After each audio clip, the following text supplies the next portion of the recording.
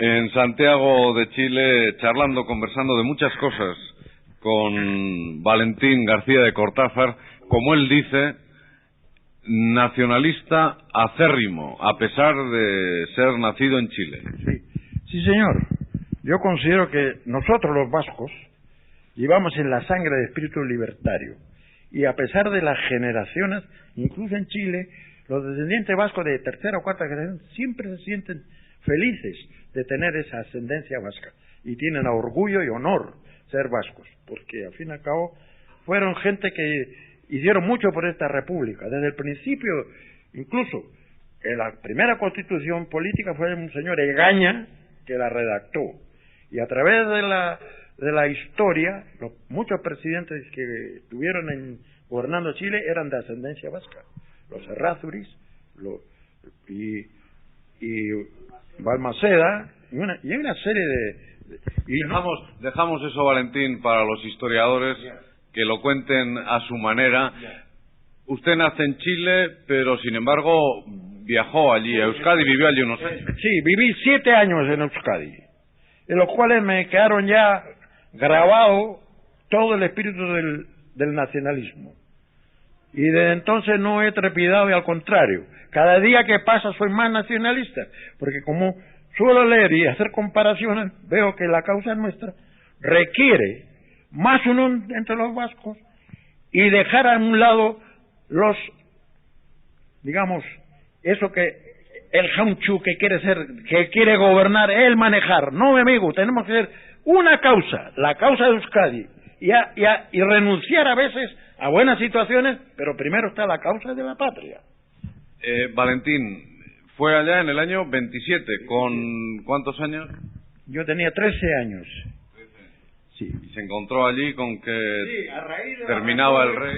Es decir, cuando terminó la monarquía, se despertó el nacionalismo vasco, que creían que lo habían eliminado, pero qué va, estaba bajo las cenizas y salió con más ardor y fuerza que nunca. Y tuvimos la suerte de tener un líder extraordinario, que ojalá lo tuviéramos hoy, que fue José Antonio de Aguirre, que realmente era un tipo extraordinario en sus condiciones morales, físicas, inteligencia, capacidad, persuasión, y un hombre que buscaba la unión y respeto al rival, que es muy poco común entre los políticos. Valentín, ¿de aquí a dónde fue usted allá a vivir? Yo estuve en Dima, el corazón de Arratia. Dima de por sí es un solo valle, porque está separado prácticamente de lo que es Arratia en sí. Así que Dima en aquel tiempo era un reducto netamente vasco, pero había guardia civil y se hablaba mucho castellano, increíble pero cierto. Se hablaba más castellano en aquella época que hoy. Hoy hablan euskera, pero en aquel tiempo el cuartelillo que tenían eran 5 guardias civiles. Yo no sé, influía mucho, como el casco de Dima es chico, entonces ahí todos hablaban en castellano, y yo me acuerdo, pues yo euskera prácticamente lo he aprendido por mi cuenta, lo poco y nada. Claro que yo no me muero de hambre en Euskadi, ¿no? Para hablar, puedo conversar digamos, como el vulgo hablan, no como los intelectuales que dominan el euskera, que es una lengua extensa y rica, porque yo ahora tengo diccionarios y veo que hay palabras que no las pronuncia nadie, pero existen. Y no hay que despreciar, la lengua es riquísima. Pero hay gente que no, dice, no, mi amigo, el euskera además es un monumento de una lengua anterior a la llegada de los arios. Así que calcule, son 30 a 40 mil años que se supone que el pueblo está asentado ahí. Y estos señores que vienen de ahí del sur y del este, como son Francia y España, nos quieren absorber. Pero gracias a eso todavía no nos absorben y nos van a absorber tampoco. Eta zuk beti, batekin edo norrekin edo aukera duzuenean euskaraz egiten duzu, hitz batzuk behintzat. Bai. Euskara bakite, holan gitxi, baina bihotza ipinten dut nik ondo.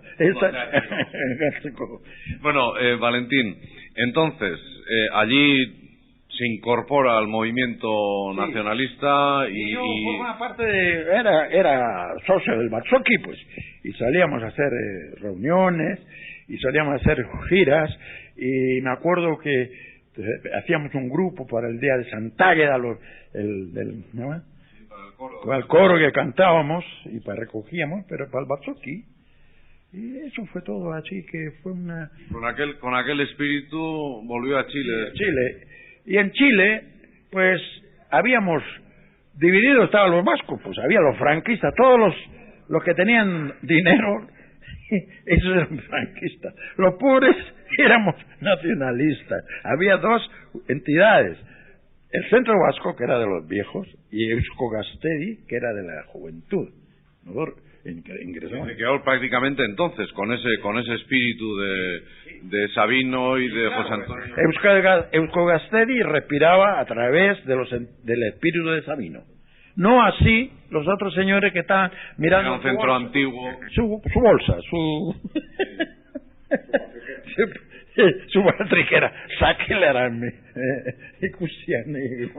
Era un centro que existía ya de antes. Sí. Así que después hubo un movimiento, fue un éxito la venida de José Antonio.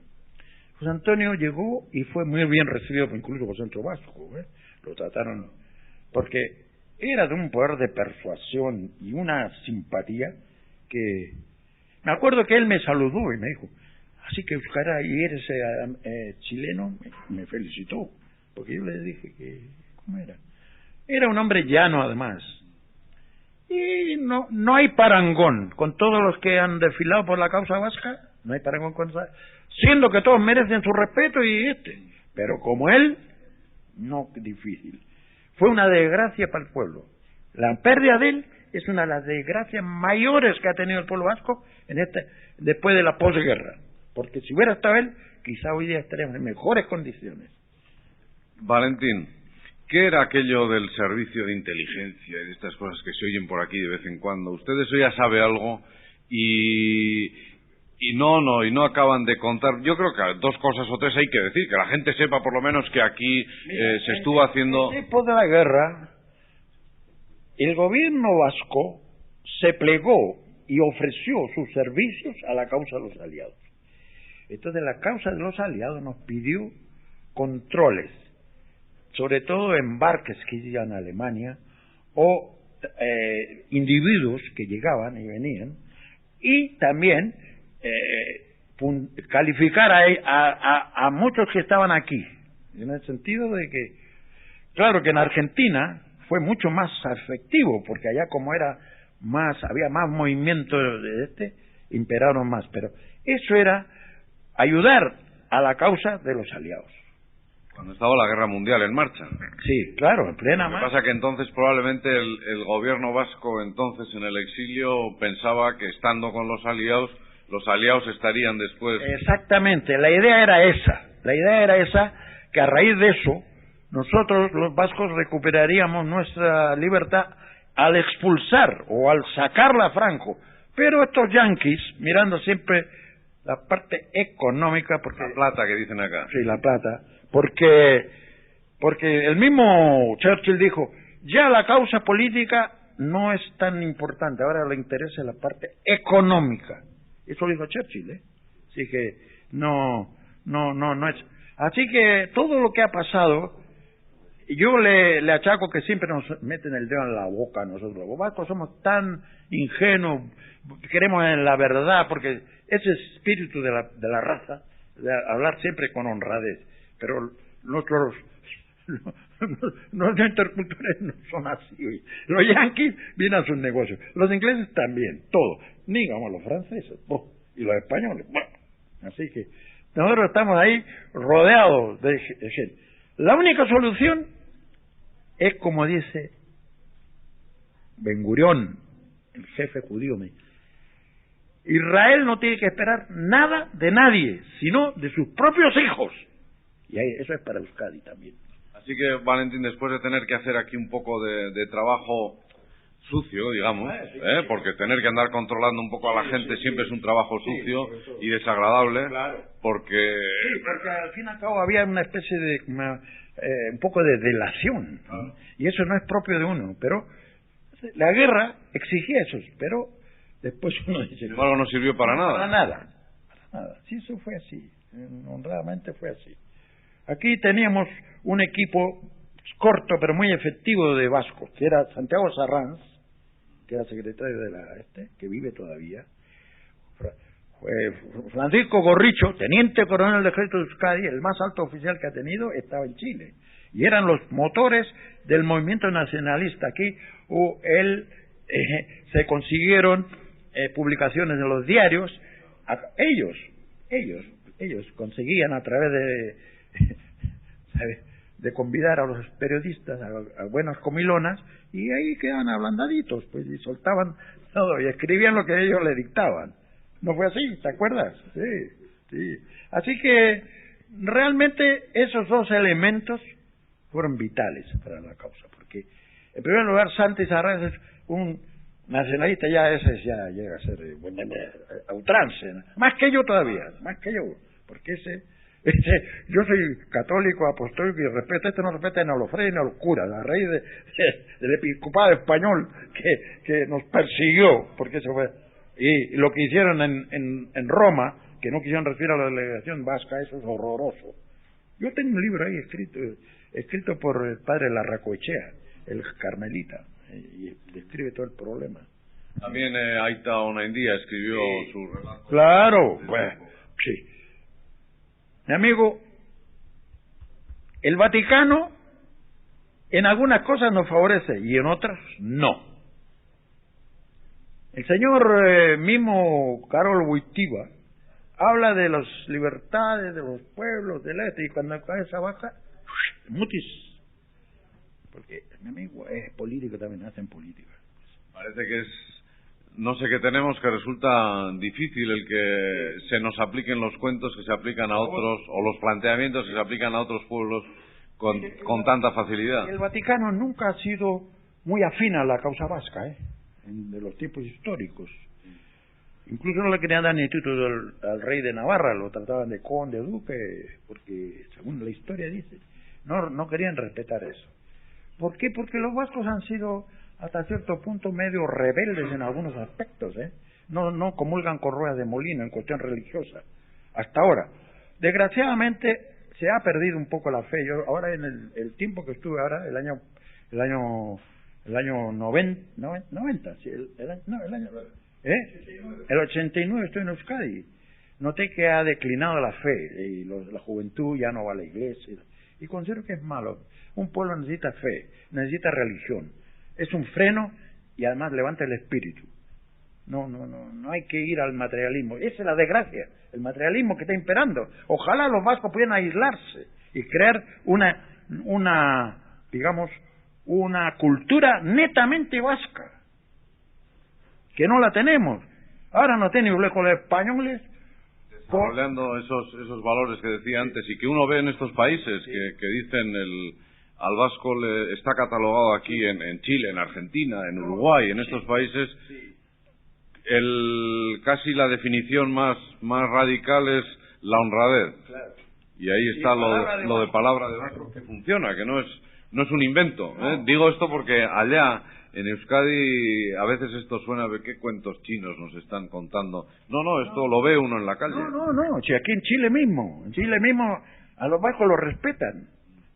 Apellido vasco ya le dan una categoría, porque bueno, la élite chilena otrora eran todos descendientes vascos, los Errázuriz, los Echenique, los Urmenetas, hay un montón de Pléyades, los Chagavía, todos esos apellidos vascos de rancia que han dejado de imperar en Chile a raíz de la revolución del 91, que era el gobierno de Balmaceda, que mantenía lo que llamaba la minoría vasco-castellana, que manejaba la parte, que eran ejemplares políticos, honrados a carta cabal.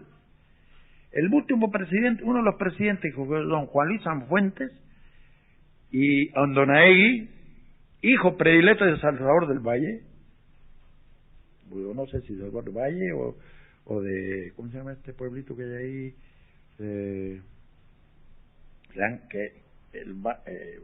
¿Cómo se llama? Valle de... No, hombre. No, en la Encartación, hombre, que le cambiara el nombre. Pero... Sí, ahí era una, no estoy seguro en cuál de los dos, pero era hijo predilecto. Ese hombre entró rico, tenía una hacienda, un fondo y mucho dinero, siendo presidente de Chile. Y cuando salió de la presidencia salió arruinado. ¿Por qué? Porque toda representación de las comidas, los recepciones a los extranjeros, lo hacía de su bolsillo. En cambio los de ahora salen más ricos que cuando entran todos. Así que me digo, ese era el último. Y él tenía para él el orgullo máximo era que le habían declarado hijo predilecto de ese pueblo. No me acuerdo en ese momento, pero por ahí lo tengo anotado, sí. Valentín, ¿cómo ve usted en este momento los vascos en Chile? Los vascos en Chile, mira, en el centro vasco hay ni la cuarta parte de vascos que están en Chile. Lo ve uno a través de las esquelas de fallecimiento. Por ejemplo, hay un tal Lavairu y Urrutia hoy día. El otro día otro. Un montón de vascos que no se integran. Ese es el pecado. El individualismo. Individualismo. Sí. Lo negativo del individualismo, claro. Exacto, eso es. No hay, en cambio, los judíos, que yo tengo conocidos judíos, esos se unen todos y tienen una organización perfecta en el país. Yo he hablado con ellos. Algún judío me decían que si yo era judío, porque yo sabía mucho, porque como yo he leído mucho y yo leo mucho, ahora no leo tanto, pero por ejemplo, los judíos tienen una organización en Chile terrible. Por ejemplo, cuando un judío discrepa con otro y tienen un pleito, no van a los tribunales del país, tienen su tribunal propio y ellos juzgan. Hombre bueno, tienen 3 o 4. Yo conocí a uno que había sido juez en Alemania y Hitler lo echó, estuvo acá y con él conversaba yo. Ahora volvió a Alemania y lo reivindicaron y lo pusieron en su puesto. Los judíos después tienen en los cementerios propios. No hay tarifa para los muertos, los fija un grupo de señores.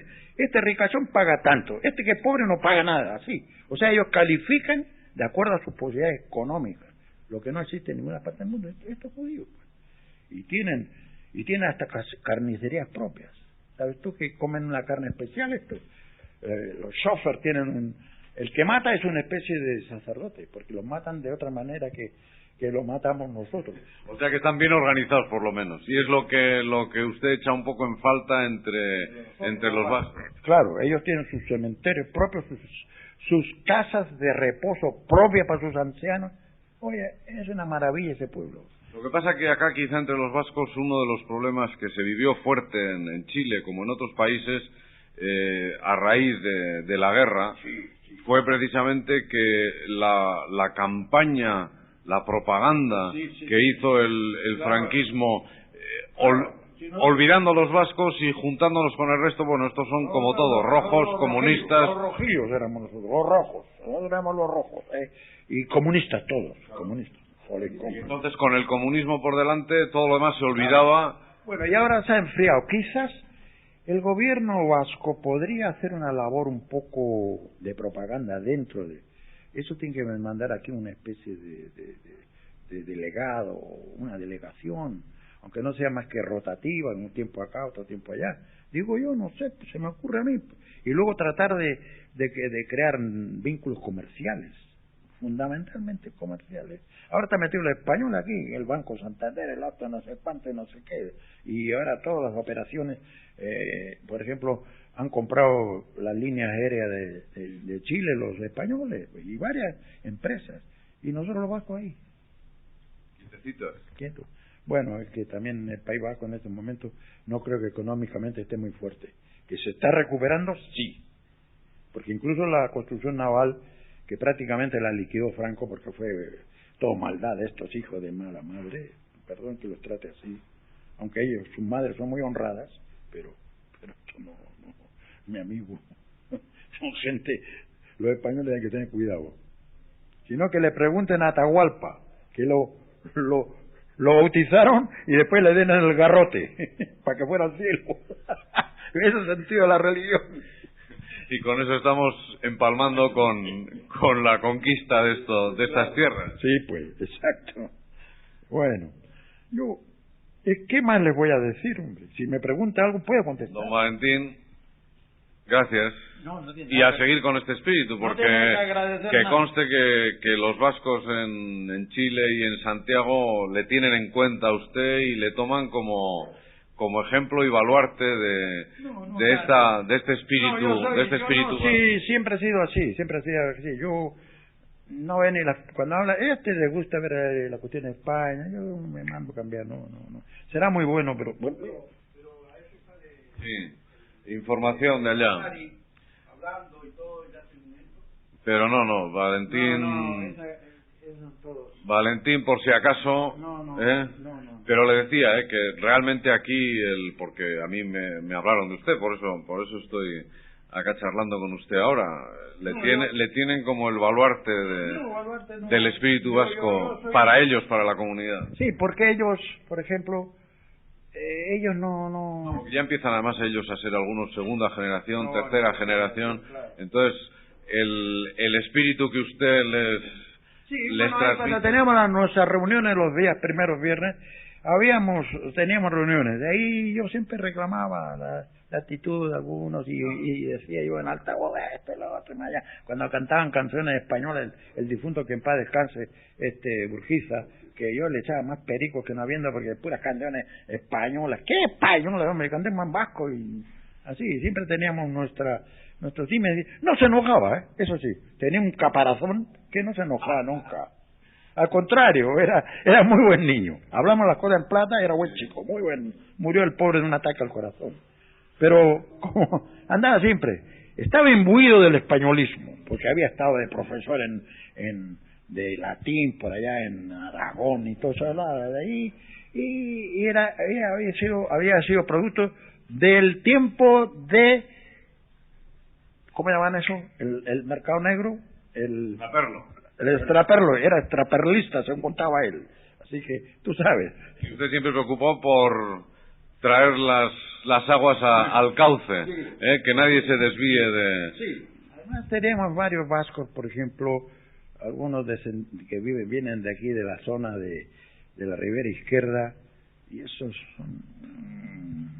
más duros de pelar. No, son buenos chicos, muy buenos chicos los solas, pero los nacionalistas hablan de España y de España cañí. Valentín, gracias, hasta otro día. Y a seguir así, con este espíritu. Perdóname que si algún exabruto he echado, pero lo he dicho de corazón. Hijo de mala madre, aunque ellas son muy honradas. Es decir, que se han desviado de lo que debían de ser. Eso es todo. Así que no lo tomen porque yo trato de que sean unas mujeres de vida depravadas. No. Es el espíritu de ellos que está depravado. Se entiende la expresión. Gracias, Valentín.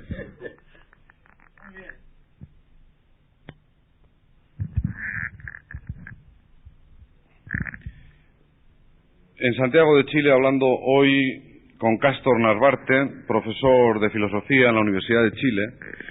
Insisto lo de la Universidad de Chile porque aquí tenemos Universidad Católica de Chile, tenemos Universidad de Chile, tenemos Universidad de Santiago y más universidades.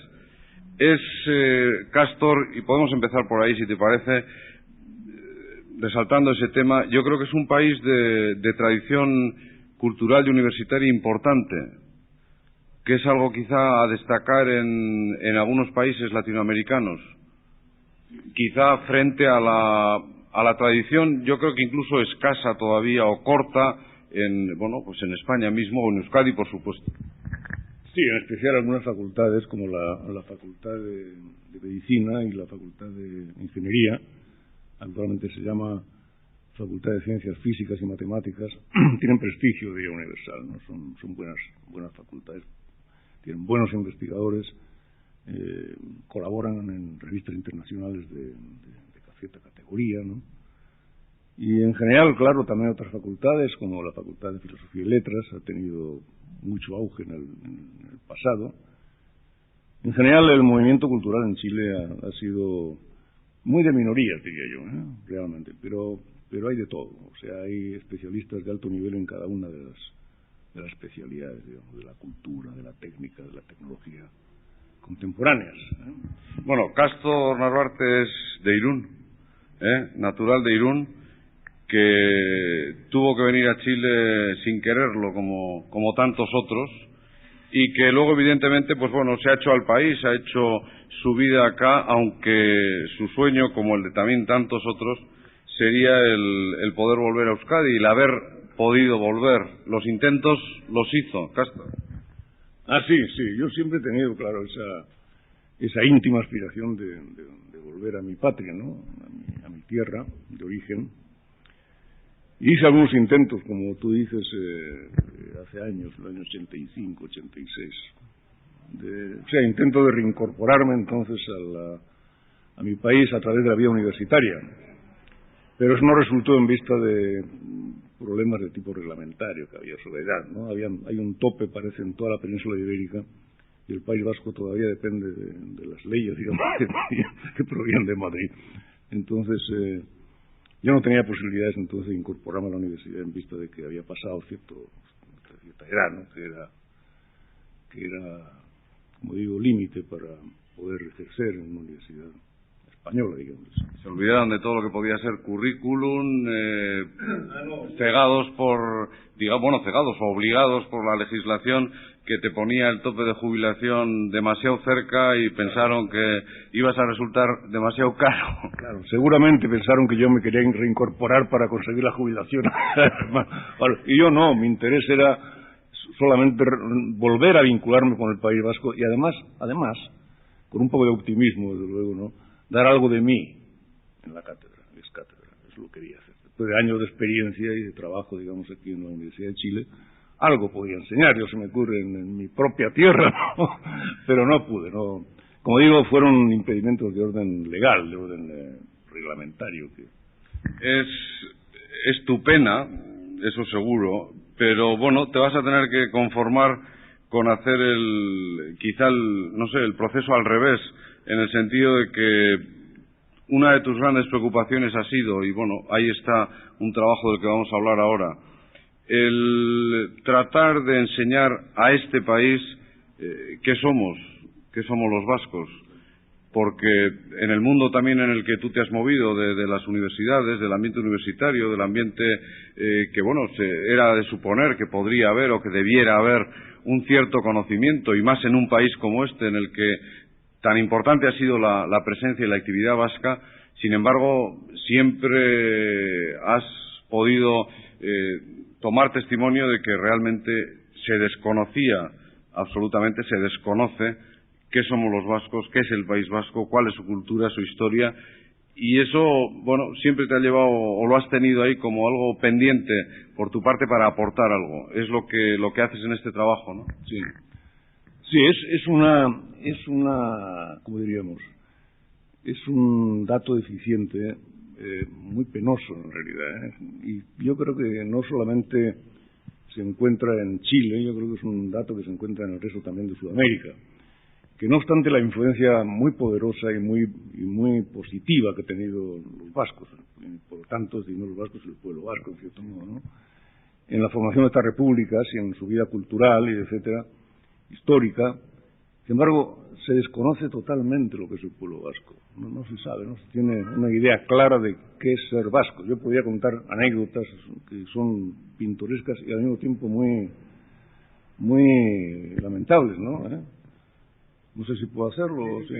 Alguna, por lo menos algún testimonio. No, es interesante porque allá en Euskadi lo que nos pasa y lo que le pasa a la gente, por lo menos hasta que viene a uno de estos países y entra un poco en contacto con esta realidad, si aquí hay desconocimiento de lo que es el pueblo vasco y de lo que significa y ha significado en estos países, allá lo que tenemos es un desconocimiento absoluto de lo que los vascos han hecho también en estos países. Claro.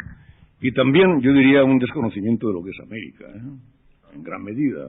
Yo cuando vine a América era muy joven, claro, pero había pasado por el instituto, en fin, y tenía una imagen sumamente confusa de América. América era para mí, por una parte, un conjunto de rascacielos, por otra parte, unos indios en la selva. O sea, tenía mezclada la imagen norteamericana con la imagen, digamos, de ciertos aspectos de la vida sudamericana, ¿no? Y claro, eso es, habría que subsanar todo eso, ¿no? Bueno, pero en el caso, por ejemplo, de ¿cómo diríamos?, la visión que tiene el americano, el sudamericano, el pueblo vasco, hay cosas muy, muy sorprendentes. Por ejemplo, hace no muchos años, un crítico de arte chileno, que al mismo tiempo es religioso, no sé, yo no me pronuncio sobre su religiosidad, evidentemente, pero este hombre escribió un artículo en el Mercurio que a mí me sorprendió en principio y me indignó porque era como una diatriba en contra de Gabriel Celaya, o sea, este poeta vasco que a mí me parece que es un gran poeta, independientemente de sus puntos de vista políticos, puede ser estos o aquellos, a mí eso no me interesa, es un gran poeta y eso es lo que debe primar en el juicio sobre su obra, ¿no?, como tal. Bueno, era una diatriba entonces, pero tan injusta y tan impertinente que a mí me chocó, ¿eh?